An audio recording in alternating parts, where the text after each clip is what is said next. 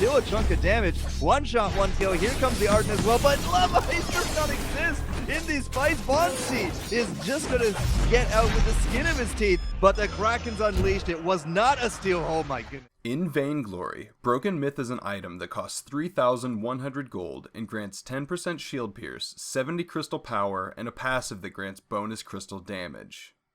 Disregarding the passive completely, this item is 58% cost effective with a deficit of 1,300 gold. Fortunately, the passive can scale up decently as long as you have a nice stockpile of crystal power. Currently, Broken Myth's passive offers an additional 6% crystal damage dealt per stack, stacking every second while in combat with enemy heroes to a max of 6 stacks. For calculations, I assume that the 6% crystal damage bonus per stack is instead a 6% crystal power bonus per stack. Since the passive actually boosts overall crystal damage, this will inherently make my calculations slightly off, as overall crystal damage includes both an ability's base damage and its crystal power ratio. While the accuracy of this varies from hero to hero, it will make for a good overall estimate. Now, let's break this passive down. In order for the item to be cost effective at 1 stack, you have to have a whopping 1,444 crystal power. For cost efficiency at 2 stacks, you need 722 crystal power. For 3 stacks, you need 481 crystal power. 4 stacks is 361 crystal power. 5 stacks is 289 crystal power, and 6 stacks is 241 crystal power.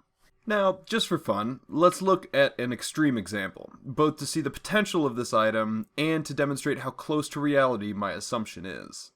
Now let's say you build a jewel with Broken Myth along with 5 Shatter Glasses. This gives a total of 820 crystal power. Continuing with my assumption of 6% additional crystal power rather than damage, and assuming you have 6 stacks on Broken Myth, that adds another 36% crystal power, bringing our total to an incredible 1,115.2 crystal power. Side note, this would bring Broken Myth's value to 6,228 gold, and cost efficiency to 201%. Jewel's C ability, the big red button, at max level deals 1,950 damage in a line with a 5.2 crystal power ratio. This ability will deal 7,749 damage to each enemy hero, and assuming the enemies stay in a nice convenient line, potentially deals 23,247 damage total before resistances. In reality, we wouldn't have 36% increased crystal power, but instead have 36% increased crystal damage output. So with 820 crystal power, this ability would actually deal 8,451 damage to each hero, potentially totaling 25,353 damage. In this rather extreme example, the difference between my assumption and reality in regards to total damage output is about 9%. Different abilities will be more or less accurate, depending on your crystal power, the ability's base damage, and its crystal power ratio. In general, accuracy increases with more crystal power and a higher crystal power ratio, and accuracy decreases with more base damage.